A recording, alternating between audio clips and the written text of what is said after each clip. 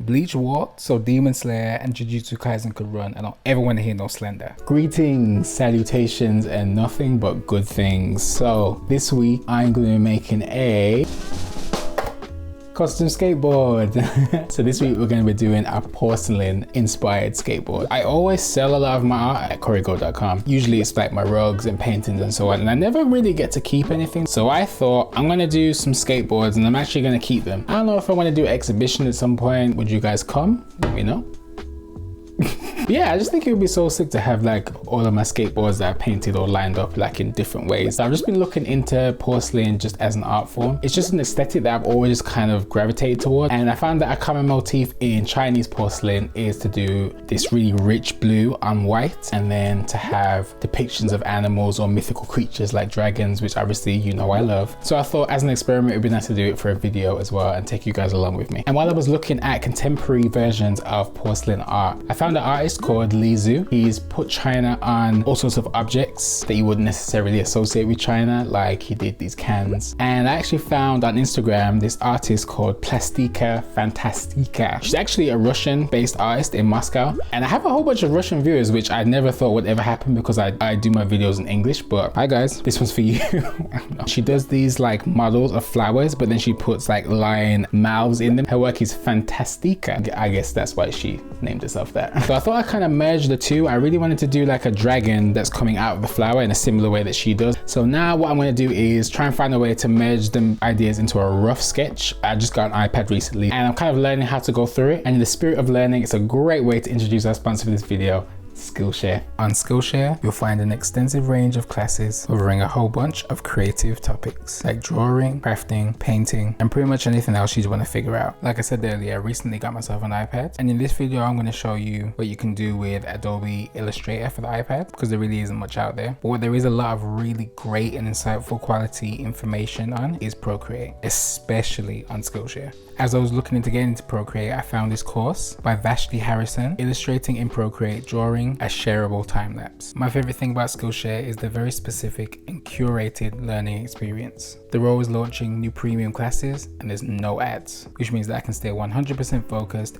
every single time I want to learn something new. An annual subscription to Skillshare is less than $10 a month, and the first 1,000 people to use the link in the description will get a free trial of Skillshare Premium membership.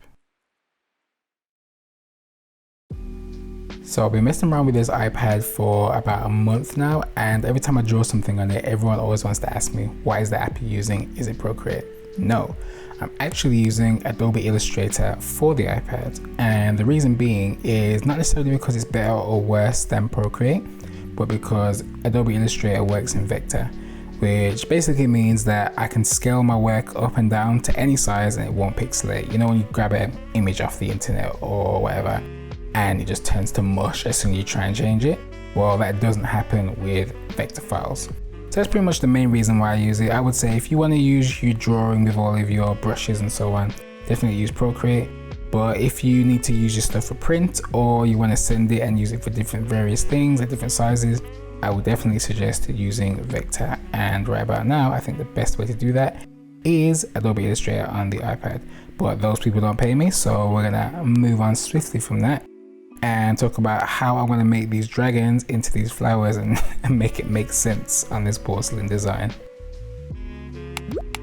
According to legend, which animal will turn into a dragon after reaching the top of a waterfall? Koi fish, snake, or panda?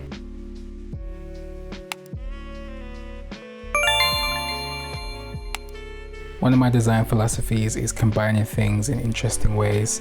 Basically, what it allows you to do is make brand new things, but it doesn't give you the pressure of having to pretty much figure out a whole new style or a whole new way of working. You can just take things that already exist and then use your own creativity to merge it in ways that turn it into something new. And then of course you can always build upon that when you move further into the design process.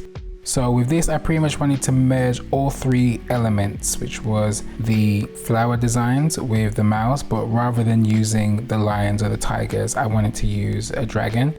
And then in my mind, I thought it would be sick if the dragon was like moving around the back of it as well. So it's not just so much the face and the mouth, it's actually the whole body, but then combining that with the flowers and the leaves, and I thought I was going to do it kind of in a way where the dragon scales and the body was the branches of the flower, but then I realized that would look a bit too weird, so I kind of made it a bit more abstract where there was like almost free form dragon body in the back, and then the flowers had the dragon mouths coming out of them and they were spread around almost like in a kind of repeat print type of pattern. And then basically the idea was to kind of repeat that again to give the porcelain effect. A lot of the porcelain designs that I've seen that look really nice to me utilize a lot of white space, and then they have thick, really detailed design in the blue ink on the side, and then it obviously leaves like a nice little negative space of the white so you can see the china. And that's definitely something that I wanted to incorporate into this design. How many years will a well-kept porcelain piece last? 1,000 years plus, 100 years, or between 30 and 50 years? Now, I don't want to spoil the end of the video, so I didn't actually finish the full drawing in this section. I just did the sketch. But the good thing about this as well is that you can work on layers. So what I'll tend to do is I'll put certain bits on layers behind, and then once I've done a full sketch, literally like I would do if I was working in my sketchbook or on a piece of paper, I can actually draw over it with more detail and more deliberate line work. And basically from that, I just drew over this, and that's what gave me the final design.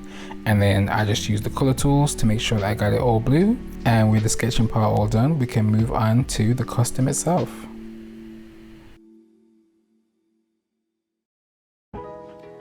Before painting anything for you, you need to prep. So what we're going to use is sandpaper. I got a 400 grit, and then we went down to an 80 grit, and basically what it just does is it roughs up the surface and then it smooths out again so the paint can adhere properly. I've just got a wood primer, and basically you just apply it liberally. I'm not gonna lie, I just used the wood primer as the base white coat because it was white and that's really all I needed. And once I got rid of it out of the nooks and crannies, all I needed to do was go to the art shop. I actually go to Casa, that's just the one that we have in the UK, and picked up some of these sickening golden paints. After printing out the design, I just took some transfer paper. You guys were cussing me in the comments of most of my videos because I never use transfer paper. Well, I finally used it, alright? And it actually worked out really well. Just a bit of light pressure, and as you can see, I'm not actually really following the lines super precisely. It's just about getting the general shape down and just getting a rough outline. Which of these elements do Chinese dragons control? Water, fire, or air?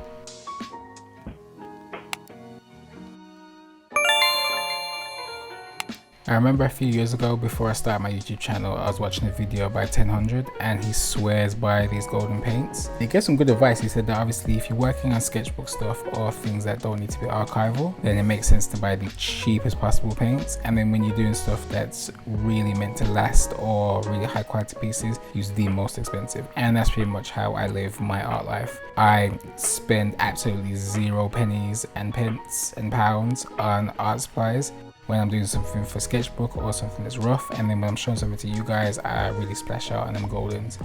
And I say all that to say this was not cheap paint, but the results speak for themselves. One of the great things about the fluid acrylic is that rather than thick acrylic, which you have to take out of a tube, the fluid comes in a bottle and it spreads super easily. You don't have to add any medium, and the pigment load is exactly the same as it would be with a regular acrylic. So you're not losing any of the quality, any of the color, but you still get the superior results. So once I did the dark blue, I noticed that a lot of the porcelain pieces that I really like actually had different tones of blue, which is something I didn't really notice until I really had to examine it. So I actually went in and added a bit of the white and then started to go in to add some tones, which is great because I think it added a lot of depth to the piece, which it didn't really have before. It was kind of looking a bit flat, but being able to work in the shadows and the lighter areas with this tone of the paint really did help the end look of the skateboard. Hey guys, look at that. So like I'm almost done. I haven't quite finished it. There's just a few details left to do, and the back's still bare, but I think I'm just gonna hold it on the wall, so that's not necessarily a problem. Like I said, there's just a few more details to do, but it's pretty much solved. But yeah, thank you so much for watching this video. Got a whole bunch here waiting for you if you want to watch another one, and enjoy the rest of your day.